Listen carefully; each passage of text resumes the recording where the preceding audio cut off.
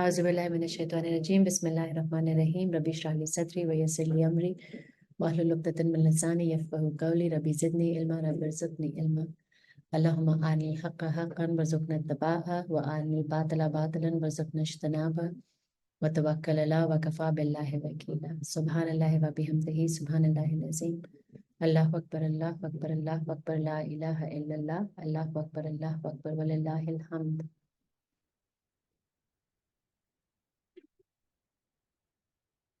My feed is flooded with Palestine.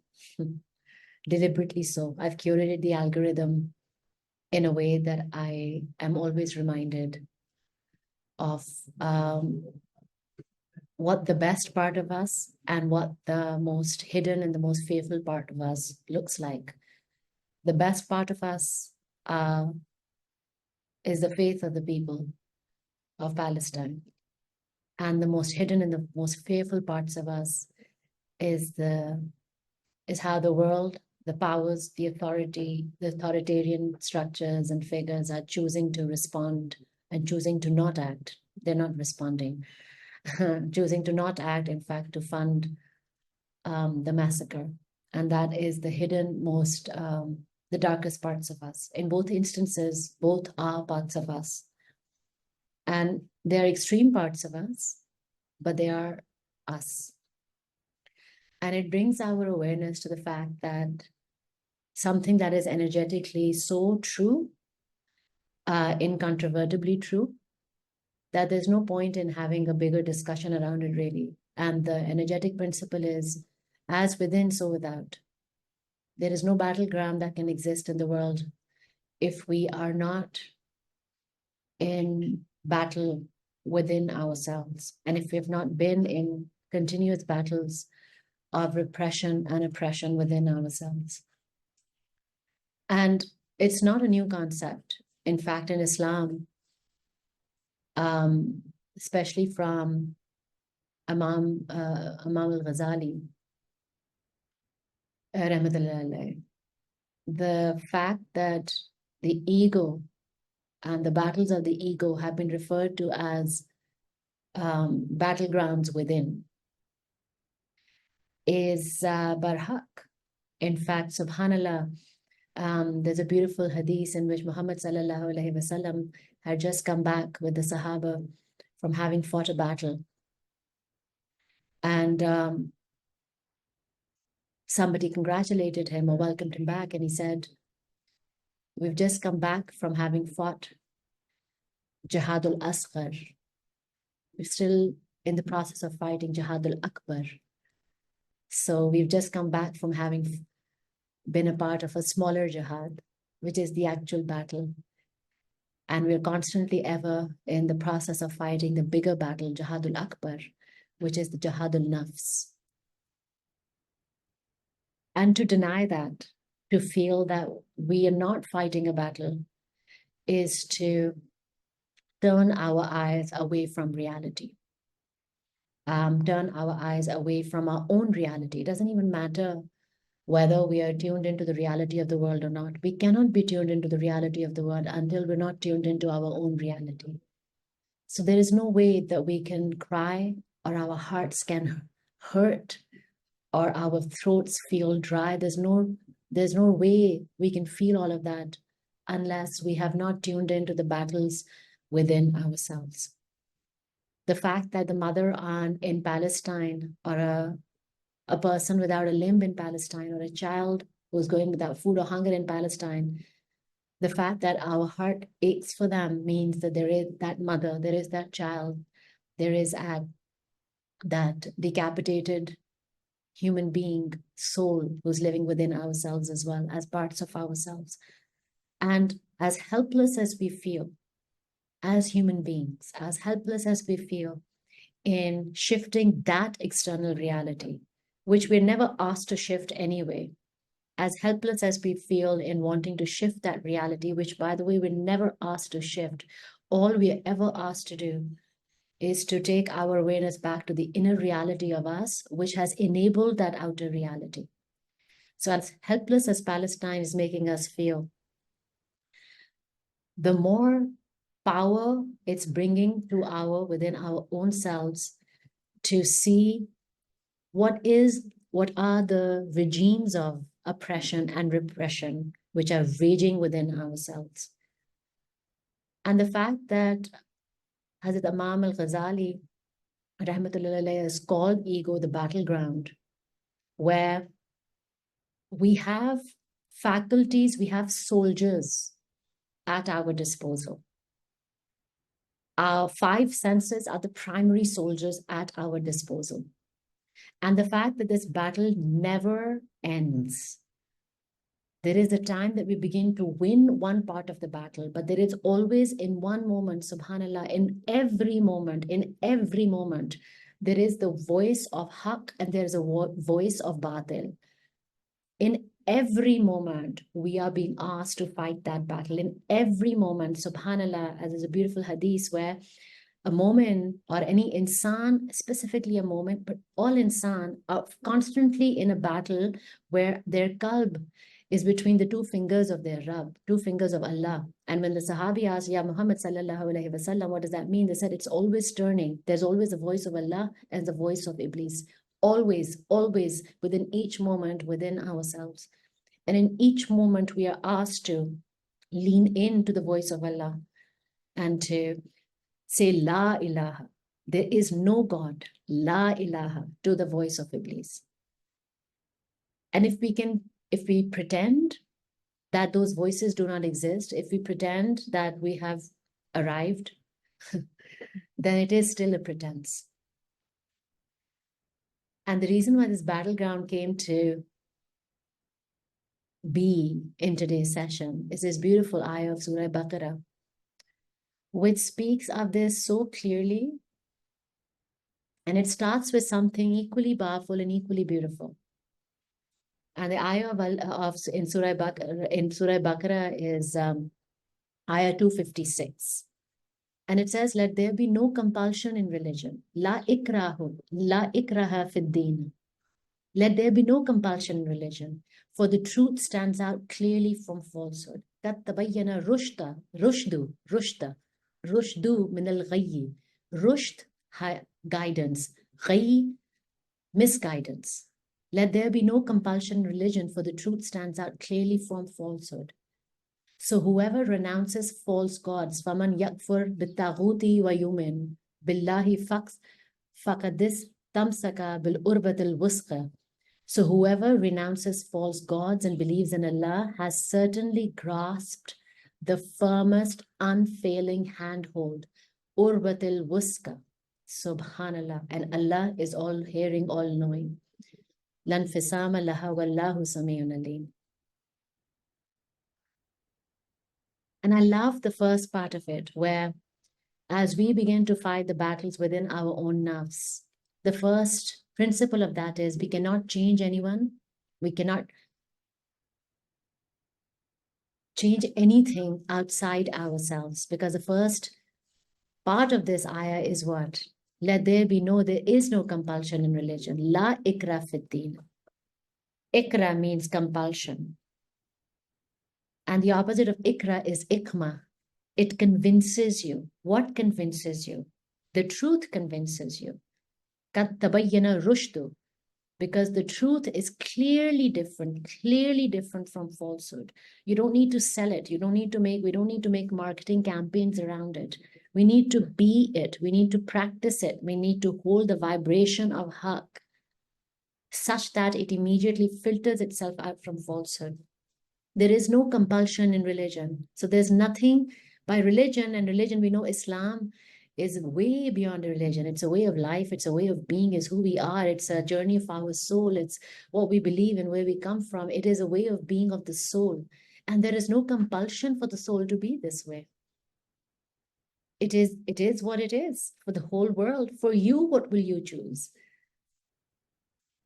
So as we first begin to step onto this journey, even before we begin to, as we just first pick up the sword within ourselves, the sword of nafs within ourselves in awareness, our first thought is, oh, how do I help my children? How do I help my partner? How do I help my in-law? How do I help my parents? How do I help my friends? How do I help the people that I live in? How do I help? How do I help? What we're actually saying is, right now, I'm struggling so much with even at the weight of the sword that I've just picked up within myself.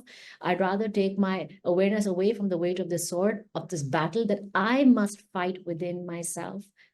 I'd rather take my awareness away from that, and I'd rather focus on other people and how they're struggling and how they're not okay and how I must help them and how I must save them. So this battle within me feels so heavy right now that I'd rather focus on other people. There is no compulsion in religion. There is no compulsion in Islam. And the need for imposing our way of life, the need for exercising judgment on another who is not being a good Muslim, the need for wanting others to change, to feel better, to get better, and to behave better, and to treat us nicely. All of these needs are the battles that we are being asked to fight within ourselves. Are you in the process of judging yourself less? Are you in the process of treating yourself well? Are you in the process of behaving nicely with your own self? Forget every other human being that were ever alive. You. Because the battleground in Palestine is not possible without the battles which we are winning and losing, more so losing consistently within ourselves. And subhanallah, when we talk about in this ayah also, and I really want us to bring our awareness to it, when Allah Ta'ala speaks of Urwatul Wusqa, subhanallah, grasp the firmest unfailing handhold. Urwatul Wusqa has been spoken of the firm grip that holds another thing firmly. Wusqa means something really strong, both in the physical and the spiritual sense, something that's super reliable. But Urwatul Wusqa actually means to stand up against the system designed to oppress believers. Look at the beautiful word that comes before Urwatul Wusqa in this ayah of Surah Baqarah 256, which is Taghut. Faman yakfur bi taghuti. False gods, renounce false god. Taghut is a system that's designed to put other people down, and it's designed to control them. It is designed to get them to do what you want them to do. It's designed to repress and oppress. And so when we begin to fight the battle within ourselves against our own nafs, and it is against our own nafs, but not even against, because through the battle we begin to tame our nafs. So as we begin to fight that battle in the beginning against our nafs, always know that it is not a small battle that you're fighting. We believe that big battles are only fought when they happen in big battlefields, or when they happen in form of rallies or protests. Those are valid, equally valid, and even more powerfully valid. Remember, the outside battle is called Jihadul Asghar, smaller jihad. The inside battle in Hadith, the inside battle is called Jihadul Akbar.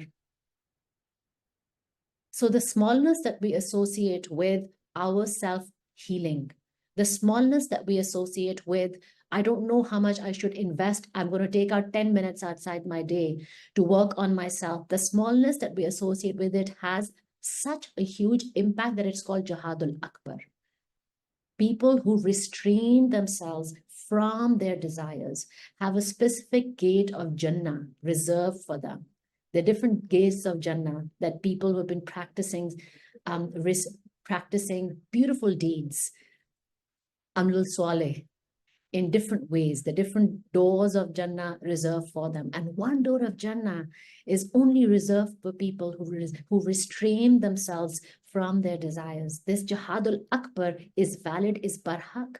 और ये जो जहादुल अकबर जिस पे हम सब बैठे हैं इस वक्त, और जो पूरी जिंदगी हमने लड़ना है, और हम लोग ने वो वाली जंग शुरू कर दी हुई है, is called a battlefield because हमारे पास soldiers हैं. Like, we want to act as a general upon our own battlefields.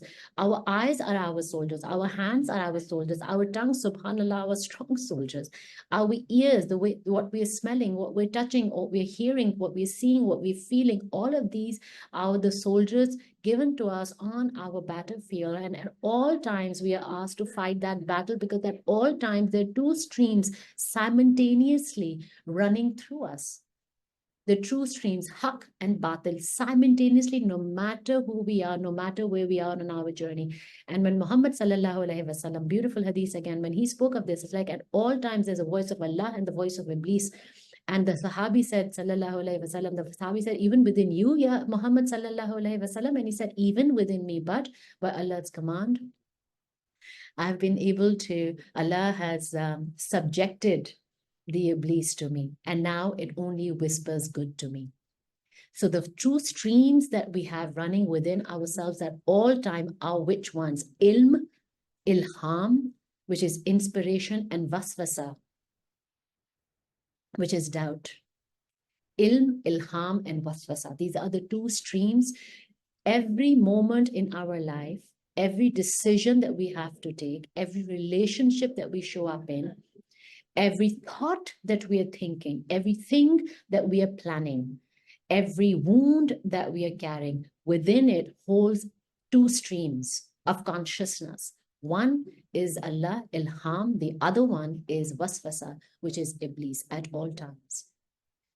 And we can never at any point afford to put down this sword. And it feels heavy, right?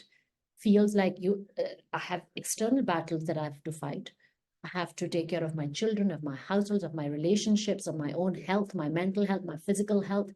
I have to take care. I'm involved in so many things. There's so many things I have to take care of. And you mean I have to take care of my inner battleground as well? Actually, even if we were to not take care of single of the outside things, the only thing you ever ask to take care of is the inner battle within ourselves, the inner battlefield within ourselves. Because the more we fight that battle, the more we prioritize fighting that battle over every other battle, all the outside circumstances automatically begin to feel easier. It's because we are winning, we are losing our inner battles. It's because we're refusing at some points to even fight the inner battles.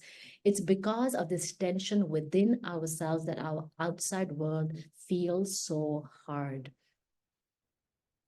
And the hardest part of the outside world is when we refuse to fight that battle within ourselves. When we are in the process of fighting the battle, the outside world will still be a little soft. Because yes, we're losing, but we're doing that in a way where we're still fighting it, right? We're still choosing to show up. But this battle of not showing up at all is still a battle that we're refusing to fight. And what does this mean when we say we're choosing not to show up? When we understand that nothing is too small or too inconsequential or too insignificant.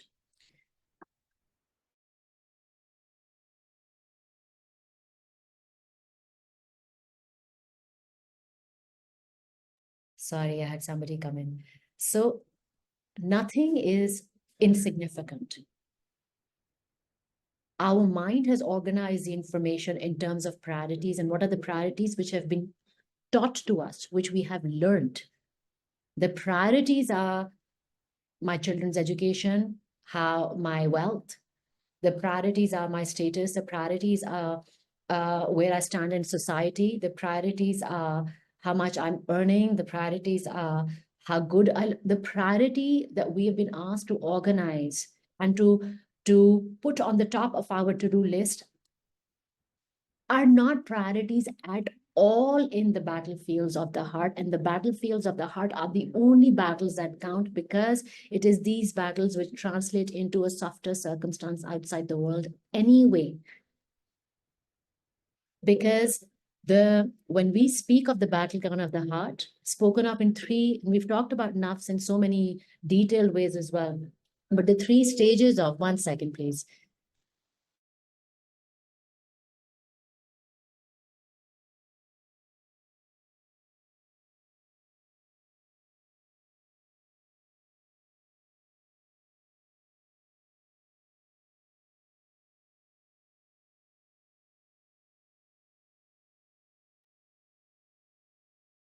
So these are the battlefields that we've been taught to prioritize are not even relevant to us.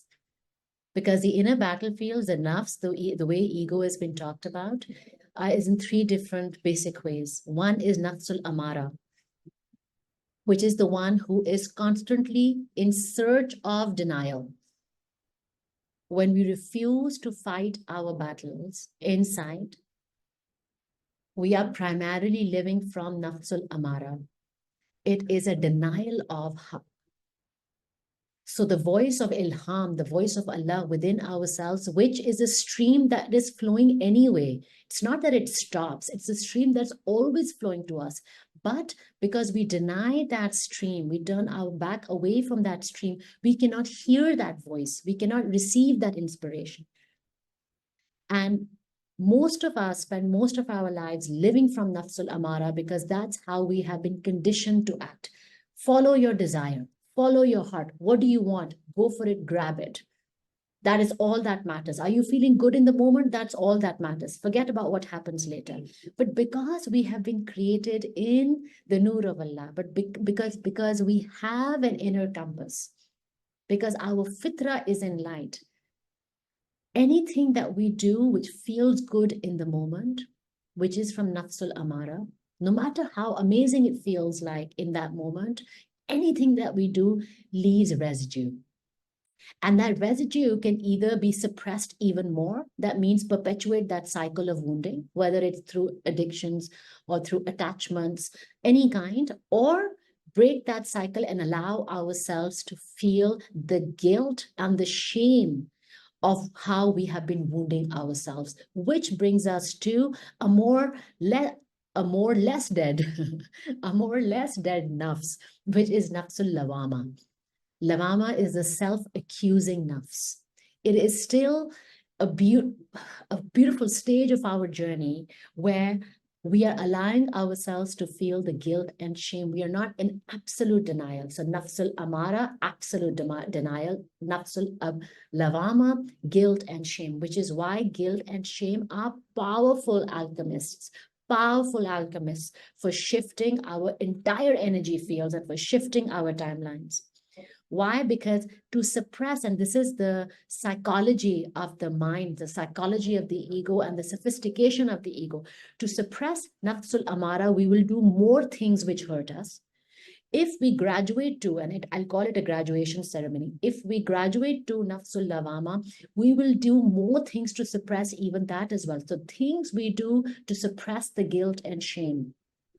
When we begin to act from all, by the way, roots of narcissism develop from nafsul lawama. They do not develop from nafsul amara, because nafsul amara is heedlessness. That is tughyan, the word that's been spoken of in this ayah. That is going beyond all bounds. Israel is tughyan. It is nafsul amara right now. That all extreme forms of crossing, trespassing all limits is tughyan. That is nafsul amara. But then comes a point where we understand what we're doing, but the guilt and shame is so much that we cannot deal with it. And the cannot deal with it results in the superego, because the guilt and shame is so deeply entrenched to be able to hide it so that nobody can ever see it or hear me in my shame. And nobody can touch me in the filth that I'm feeling about myself. I'm going to pretend I'm going to blow up like a blowfish. And all power structures, and you'll notice how people in positions of power are mostly operating from nafsul lawama. We do anything to not acknowledge the guilt and shame, because once we acknowledge the guilt and shame, it is what we otherwise call the dark night of the soul. And that dark night of the soul can last for a long time. And it doesn't even matter how long it lasts for. The depth of it is so intense that unless we don't have that firm grip to hold on to, unless we don't have that, we would drown. And some of us do end up drowning. Some of us end up spending the rest of our lives in that dark tower, in that dark night of the soul. But we don't have to do it, because remember, at all times we have two streams running within ourselves. Whether we are from nafsul amara or nafsul lawama, we have two streams constantly running within ourselves. One is ilham and the other one is waswasa. Within these two streams is the compass. within these two streams is that firm grip that Allah Ta'ala speaks of in this ayah, the firm grip which is called Urwatul Wusqa.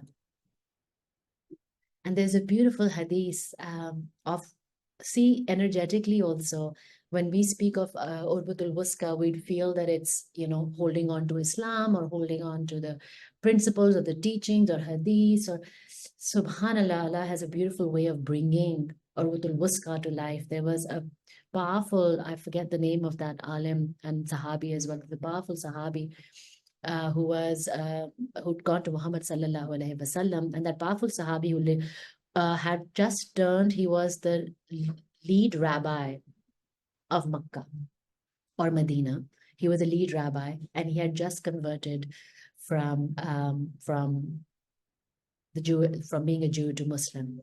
And he goes to Muhammad sallallahu alaihi wasallam, and he relates this beautiful dream that he saw, and he says, "Okay, I'm standing in this garden. And it's a garden that melts my heart. And there is a pole that goes up from the depth of that garden and reaches up towards the sky. And on the top of the pole, I hear a voice which says, 'Come up.' And I say, 'I do not have a way of coming. I don't have a way of ascending. How do I ascend?' And I'm carried by an angel up the pole until I reach the top of the pole. And the top of the pole is a handhold, is a grasp that holds on to me strongly. And the voice says, 'Hold on.'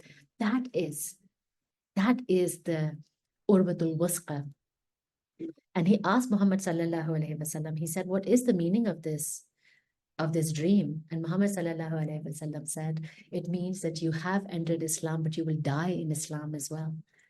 That you will stand true to it because you're holding on amidst the chaos of this world. You're holding on to the one grasp, the only grasp, which will not shake and which will never let you down.' So between the two streams of Ilham and Waswasa, we have Rushd, clear guidance, Rushd. And I want us to visualize it and feel into it at the time that we're sitting in a moment where we're unable to find ourselves extremely confused about making a decision.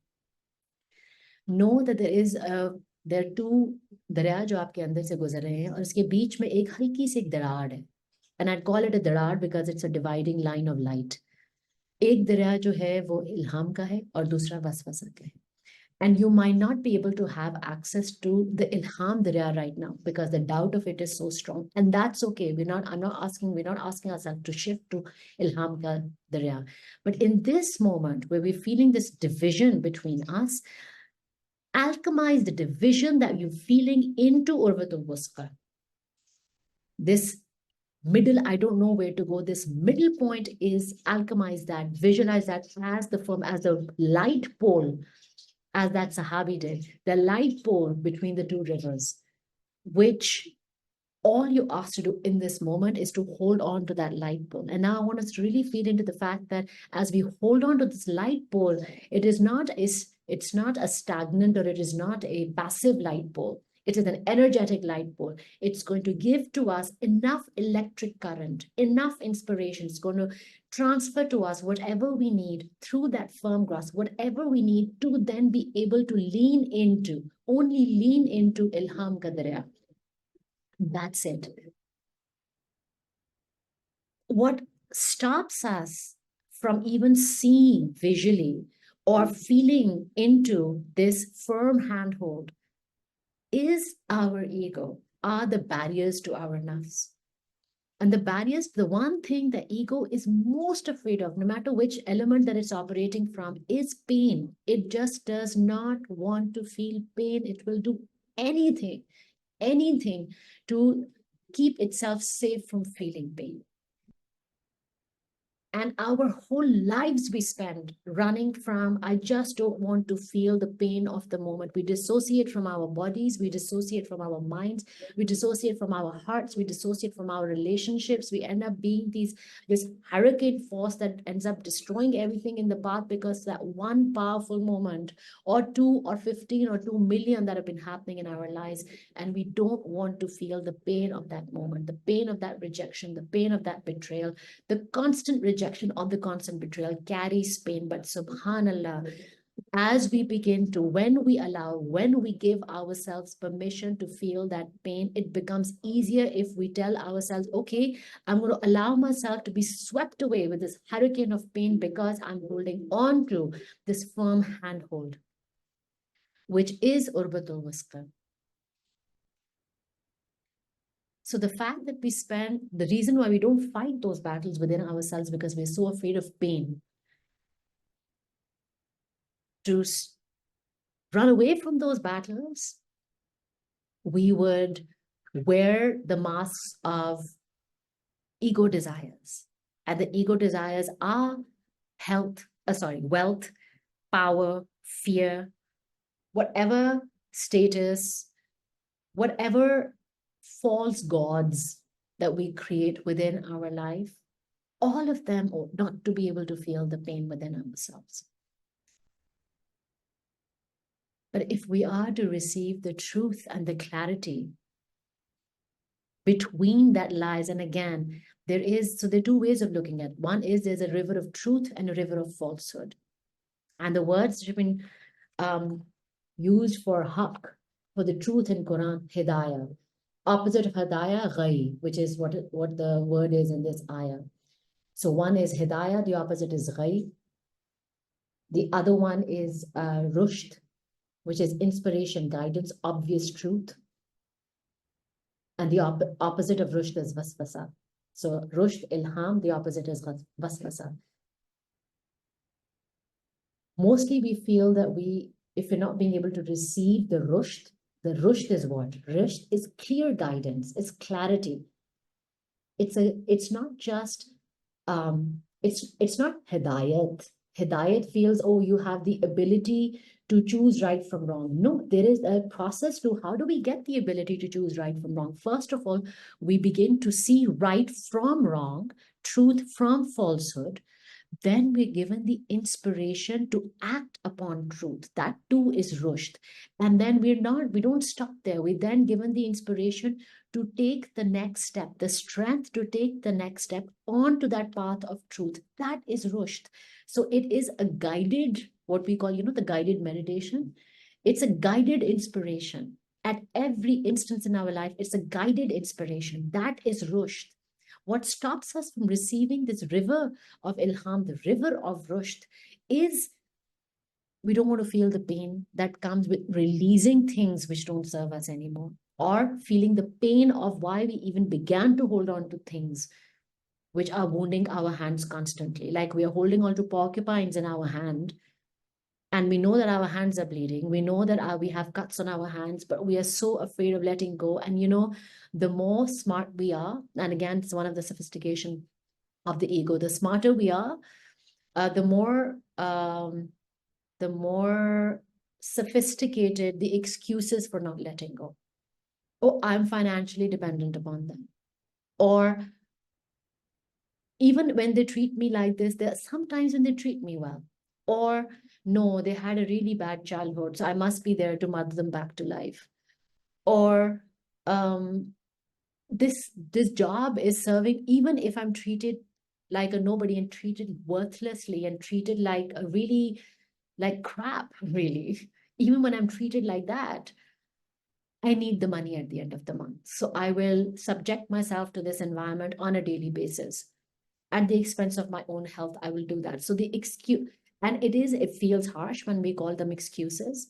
And yes, other people who are also not fighting the battles, who are your friends, will echo that and say, no, you're right. It's easier to talk about these things and it's easier to speak of another person. But if you've been in those shoes, and if you have, for example, for myself, if I've been in each and every one of those shoes, where these are not just words, where I know what it feels like to be in extreme places of wounding. I know that the choices that we make in deciding to stay in those places are the excuses that we're giving to ourselves because we are so afraid of feeling the pain of either that moment or the fear of what comes next. It's only these two things which are ever stopping us from moving forward from our place of pain, for constantly living in nafs, from nafs or through nafsul lawama. There are only these two things. So the reason we call them excuses is because none of them stay for a long time with us. The fear that we're feeling of what lies outside this place of wounding is not real. It's in our mind, designed to stop us from feeling pain or fear of any kind, fear of the unknown. The pain that we're refusing to feel about where we were in our life or where we are in our life, we are suppressing that pain because it is so much that our egos are designed to protect ourselves from that pain. So we'd rather stay here and pretend that we are okay, that we're only not okay 5 times out of 7 in a week. The 2 days we're okay. So our ego will decide to focus on the 2 days of the week that we're a little bit okay, and those 5 days it'll begin to suppress. But we never ever delete anything. It never goes anywhere. It just turns into clumps and strong like balls of energy that hang out in our body and over time turn into disease and constant feeling of restlessness and this sense you just we're attacking people all the time. So because we have refused to pick up the swords within ourselves, we instead choose to show up with swords in our hands aimed at other people.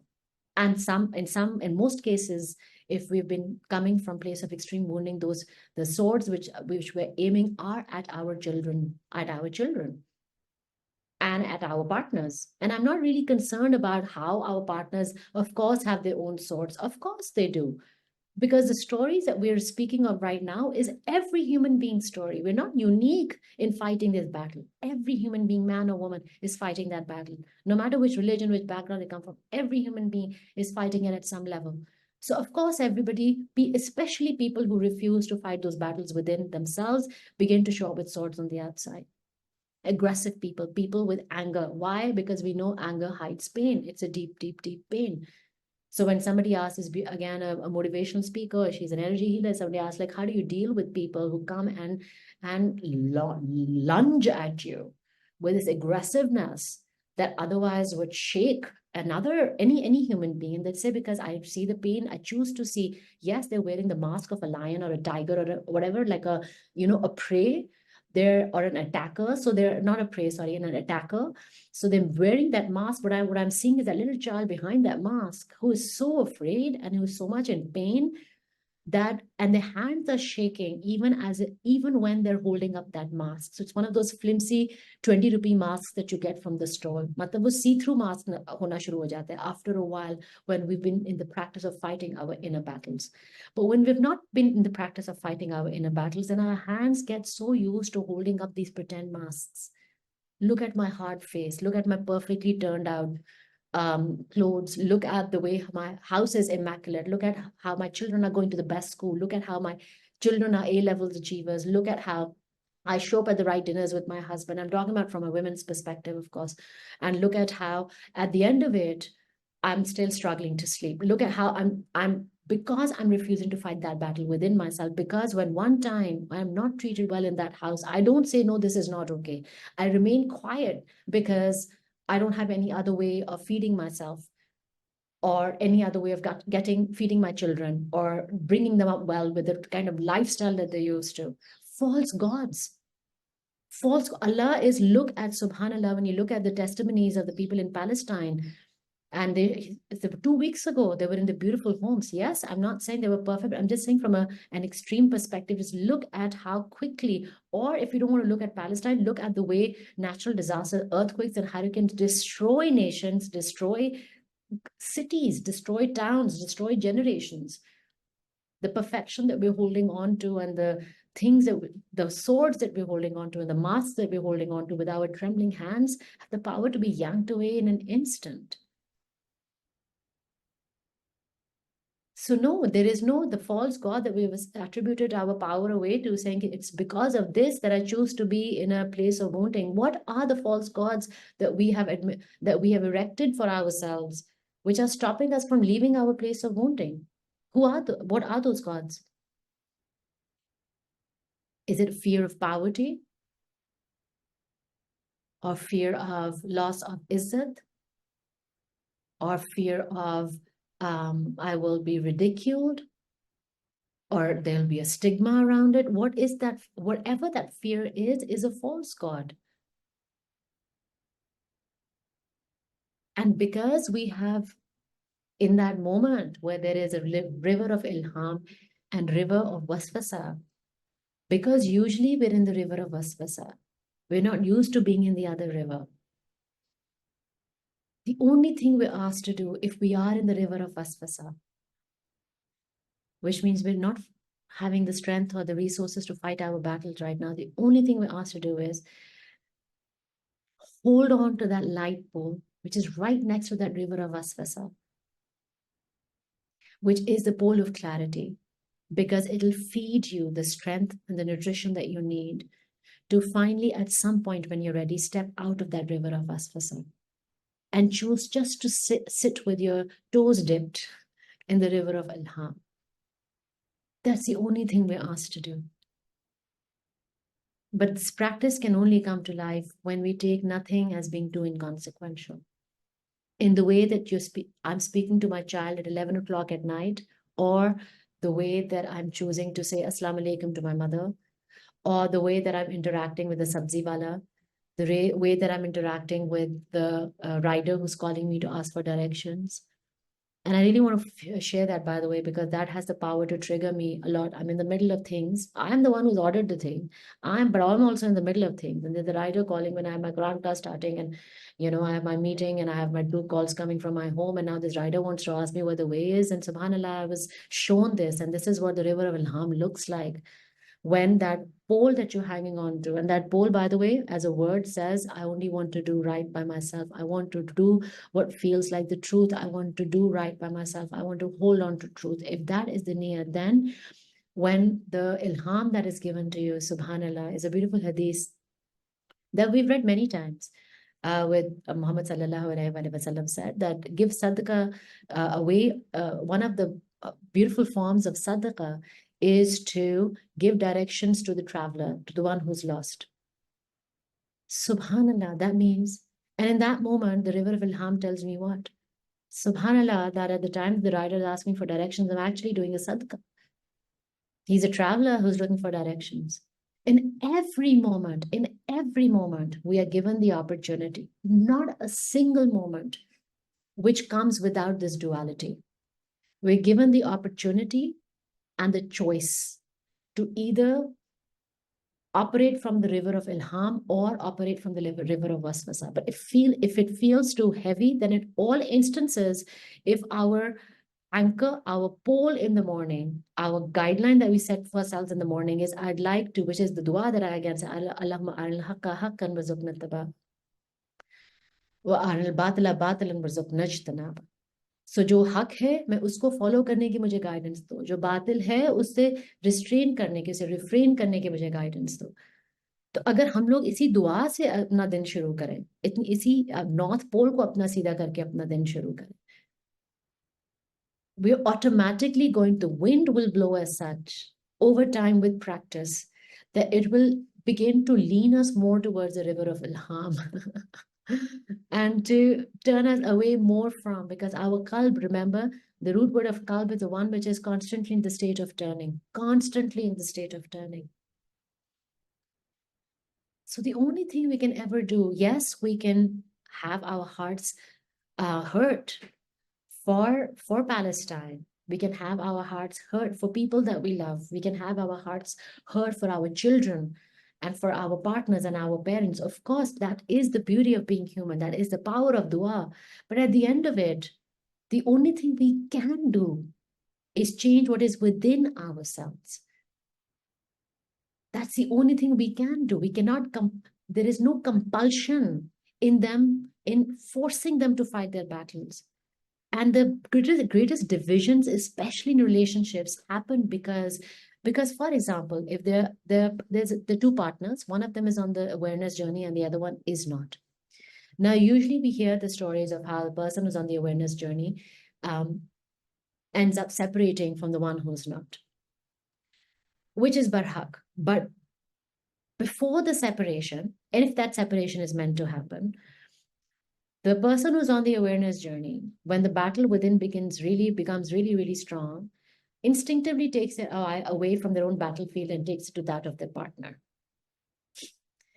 And it is that moment of waswasa that really shifts the dynamics, not in a positive way for that relationship. Because जब तक हम लोग अंदर की battles fight कर रहे हैं वो सही है, but जब हमारी अंदर की battle hard हुई और हमने उन्हीं खूनखार निगाहों से अपने पार्टनर्स को देखना शुरू कर दिया, या अपने बच्चों को, या अपने माँ बाप को, या अपने मोहल्लेदार को, या अपने मुल्क को देखना, रिक्शे वाले को देखना, आंखें वही हैं. Like think of that, because we are warriors on our battlefield, right?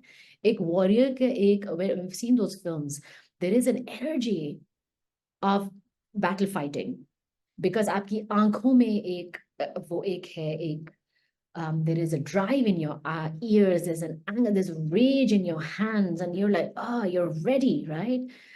It is that rage that we misdirect externally. Because if we were to redirect, why do we do that? Because it's just becoming too much within ourselves. But if we redirect it within ourselves, that's when we're asked to feel the pain that we are running away from. So in moments where we really find ourselves in a place of judgment against people, that we're in, against our families and our society and anything in the world, every time we feel the rage against that judgment, apply that rage within ourselves first. Separate yourself. That's what the practice of being the observer as well. अगर मुझे वो इंसान इतना बुरा लग रहा है, उसकी ये बात इतनी बुरी लग रही है, what is, मेरी आंखें उस तक गई ही क्यों हैं? क्योंकि मेरी आंखें अपने आप से उठी थी तो उस तक गई हैं. तो मुझे अपने अंदर वो कौन सी, and the direction, the guidance we will always get is through the action of that person. If that person is acting from a place of self-righteousness and that is your trigger, then the direct correlation to you is, where are you acting from a place of self-righteousness? That we don't want to see. We'd rather focus on that person and rather talk about that person. But अंदर हम लोग कहाँ से self-righteous? Oh, that is difficult. Oh, that hurts. So this ability to hold that space for ourselves as we allow ourselves to go deeper into the depth of our own shadows, this deep, deep, deep shadow work. During this deep shadow work, we need one thing to hold on to. What is that one thing that we want in our life? What do you want? No matter what the cost, what do you want no matter what the cost? And it takes us a lifetime to say, I want to be able to see the truth as truth is, no matter what the cost.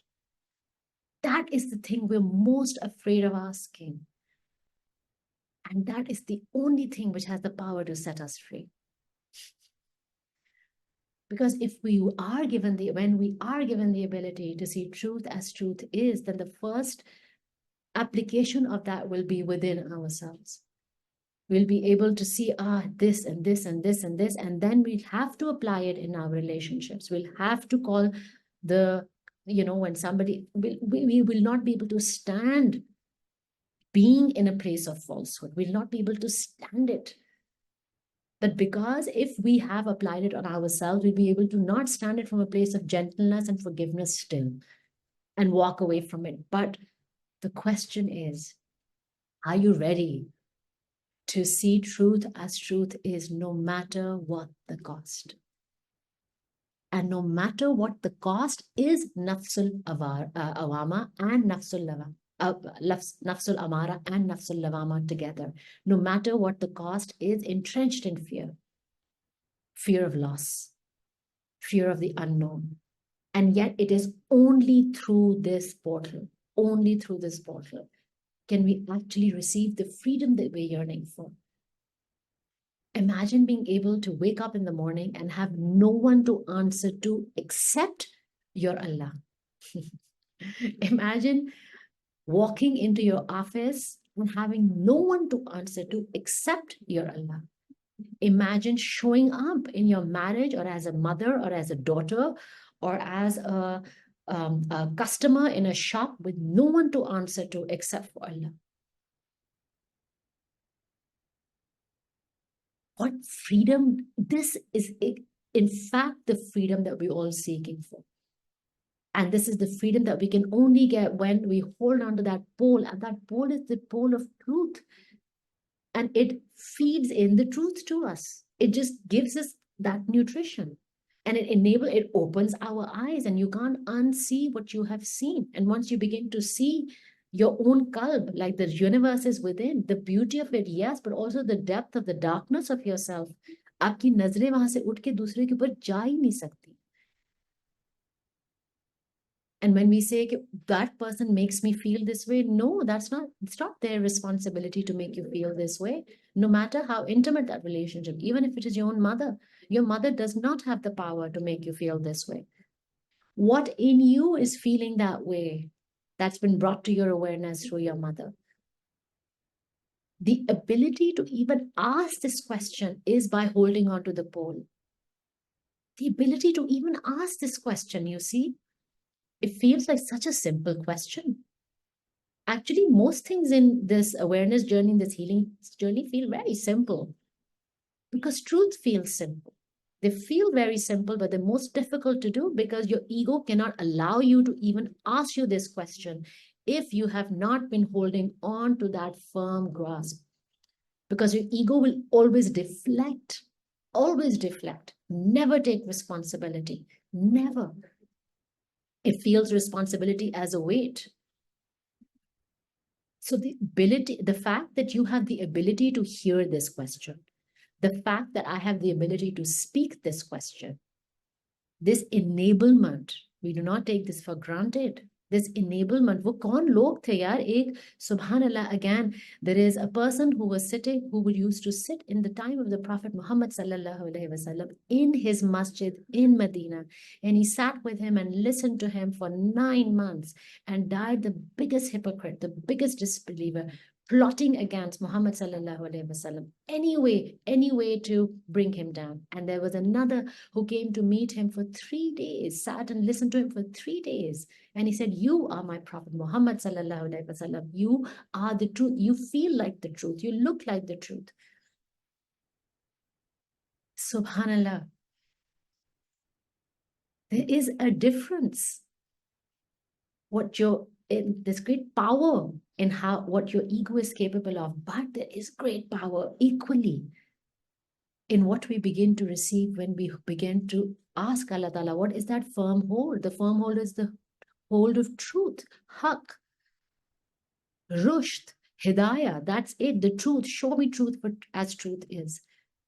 तो फिर किसी भी इंसान ने आपको जितनी भी तकलीफ दी हो, आपके साथ जो कुछ भी किया हो, the worst possible things imaginable. In Quran, there is space to forgive one who has murdered your loved one as well. Equally, there's a space for taking revenge, but there's space for forgiveness of a murderer as well. So that means that whatever we have gone through in our life, no matter how awful, if we're holding on to that haq, it enables us to see beyond the mask of evil that person is wearing. And I'm not saying it enables us to live with that person or to even see that person again, but it enables for us to release that person back to Allah's sea, away from our pole. But this holding on to this firm hold, this practice, asks us to make one niyat. Show me truth as truth is. And then get ready for all that you receive. And it sounds like a threat, but it's equally true. It's 50 parts beautiful. It's 50 parts terrifying. Equally beautiful. There is a beautiful balance in the energetic system of Allah. There's a beautiful balance in the way the system has been designed. And the 50 parts beautiful that you will receive when you say, okay, truth, show me truth as truth is, it will overcome, because although there's a beautiful energetic balance in the way that Allah Ta'ala has designed the system, also know that the pain part of it, the 50 part awfulness part of it is short-lived.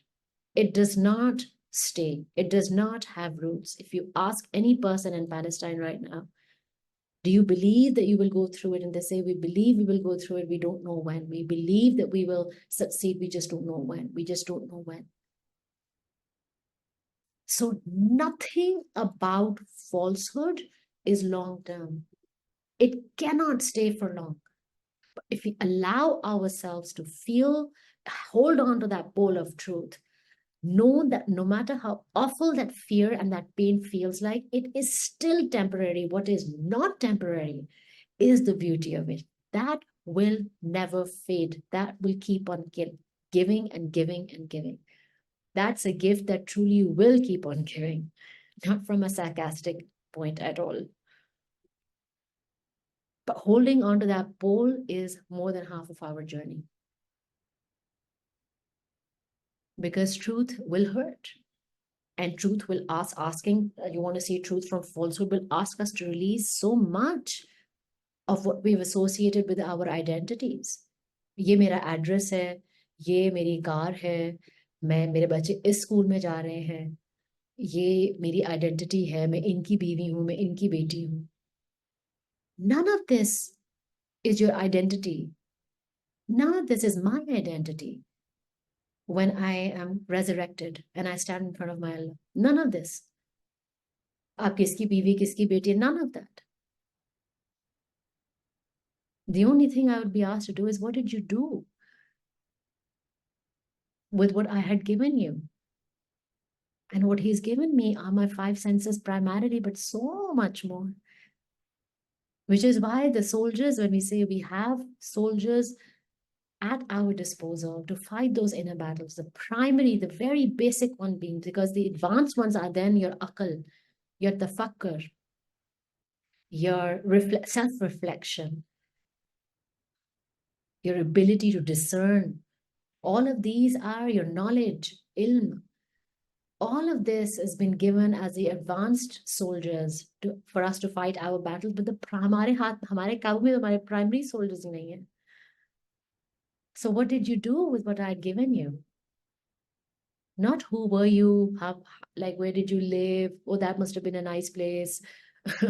No, what did you do?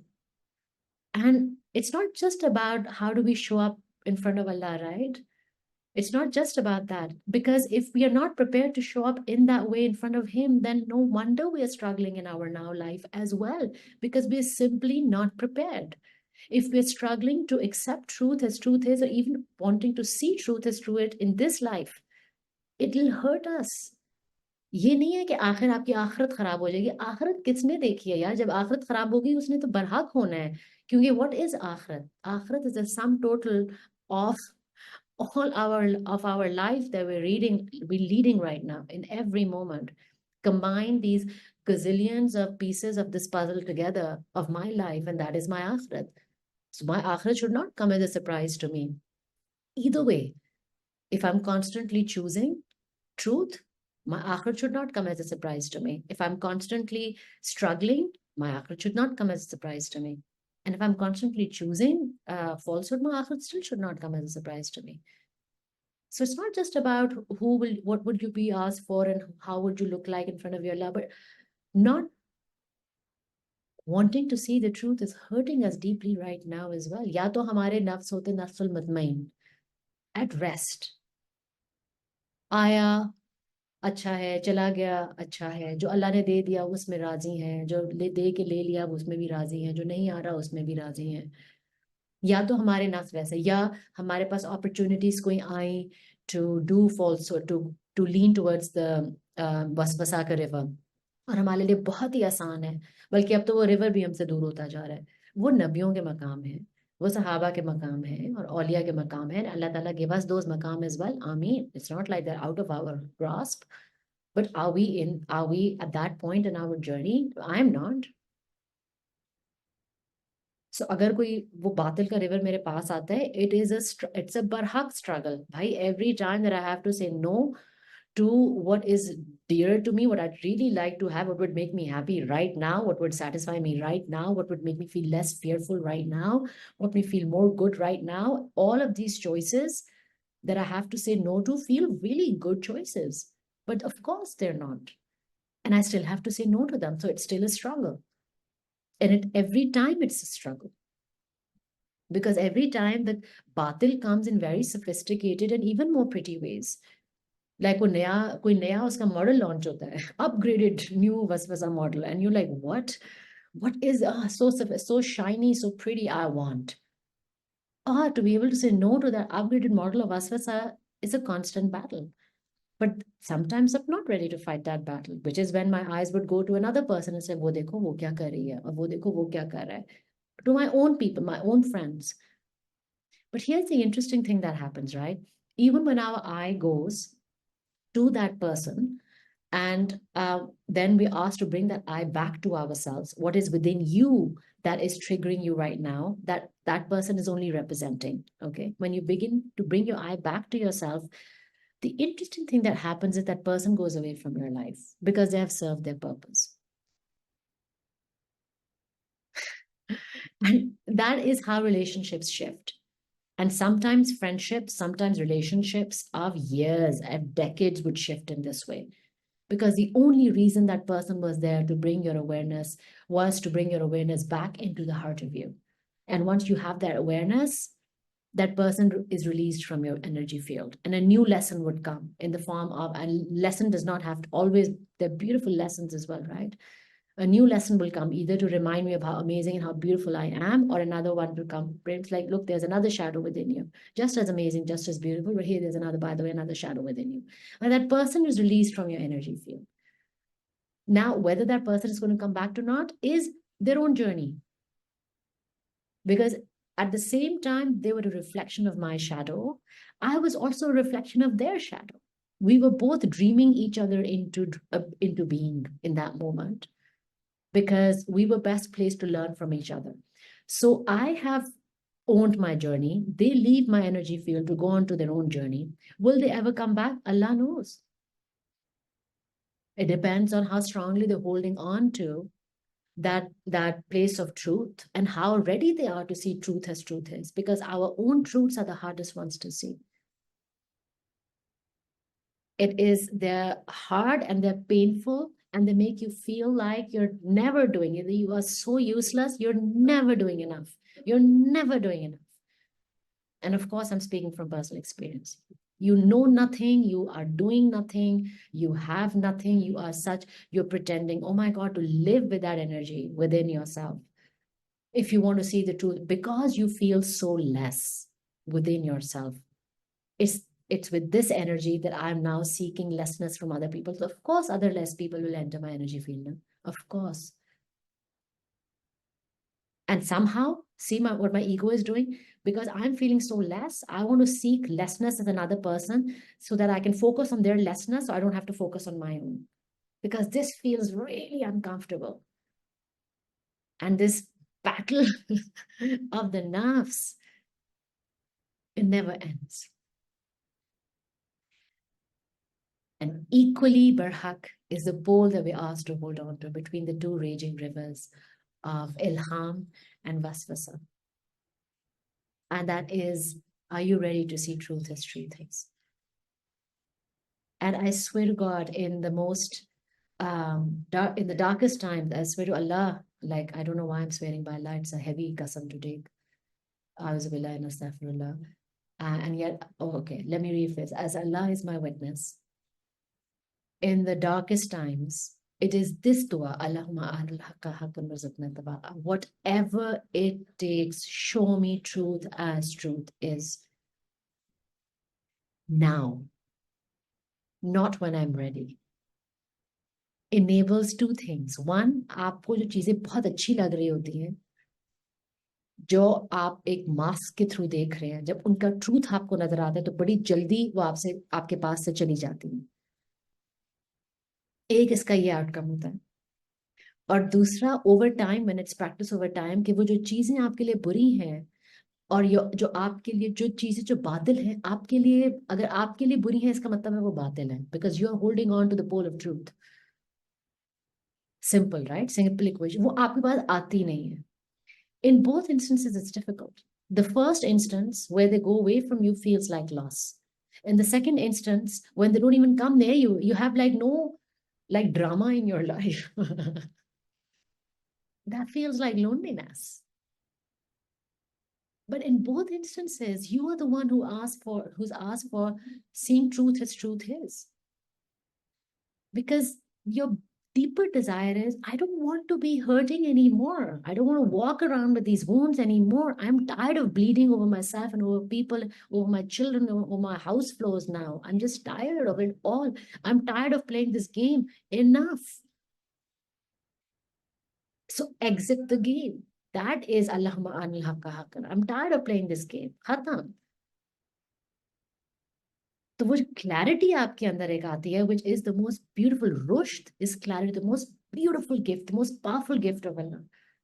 वो जो clarity है वो truth की clarity है. वो clarity कहाँ से, हम लोग कहते हैं ना कि मैं क्लियर नहीं, मुझे एक डिसीजन लेनी है and I don't have the clarity and we ask for opinion and we ask for, पर हाँ ठीक है opinion वगैरह लो बरहक है, but what we're actually feeling confused about, what we are calling clarity is, I don't want to see the truth of this situation. We know the truth of this situation.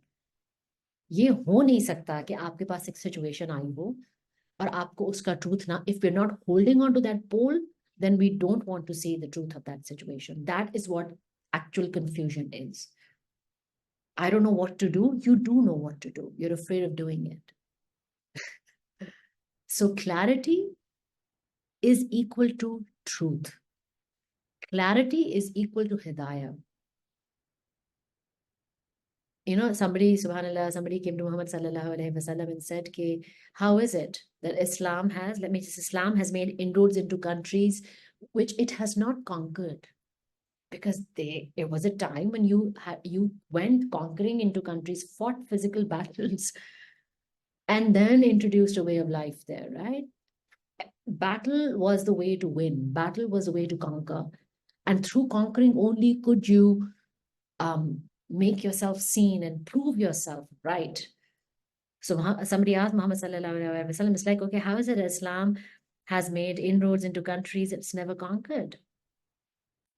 Because it's like Islam does not fight those battles. Islam is truth, and the truth resonates with the spiritual field so clearly, sort of clear, it's a clear resonance that it first conquers the spiritual battlefields. It does not need to conquer the outside countries. That happens automatically. So this holding on to the pole of truth is so powerful and so something that we have. It's not an opt-in anymore. Look at the world that we're living in. It's not an opt-in anymore. Our parents had this option because they were still stuck in survival mode. For people like us, where our generations have worked hard enough in the best way that they could to bring us to a point where we're not fighting for our survival in as harsh a way as they had to. We have different resources available and we can't afford to not ask for this.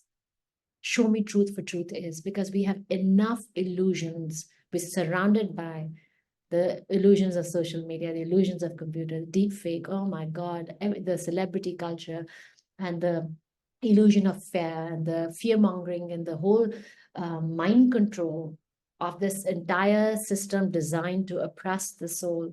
We are subject to it at all times. We can't afford to not ask for truth anymore, even especially when it hurts.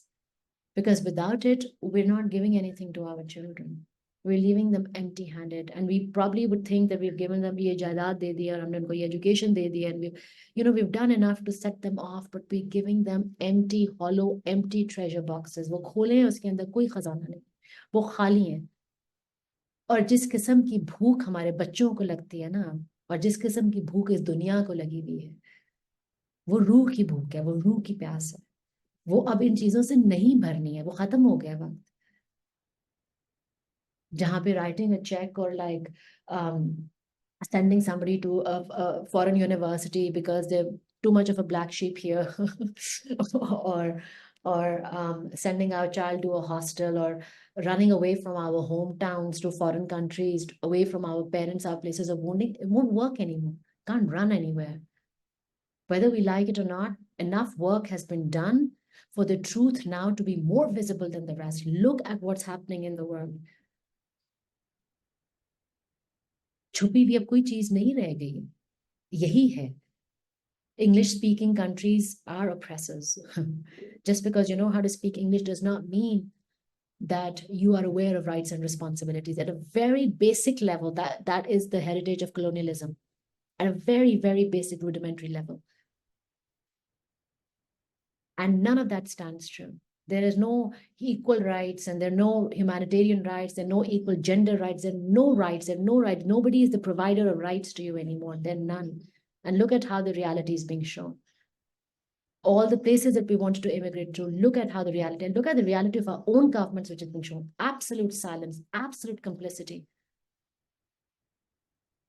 So we can't afford not to fight these battles anymore. Agar hamare ghar mein we're not fighting those battles, now we don't have the right to speak about the government anymore, or the right to speak about the state of the world anymore. Because if we are not ready to ask the question, show me truth as truth is, no matter what the cost, that is the question. If you're not ready to ask that question, then nothing around the world is going to be shifting anytime soon. Not for us, not for our children. Subhanallah wa bihamdihi, subhanallah. Alhamdulillah rabbil alamin.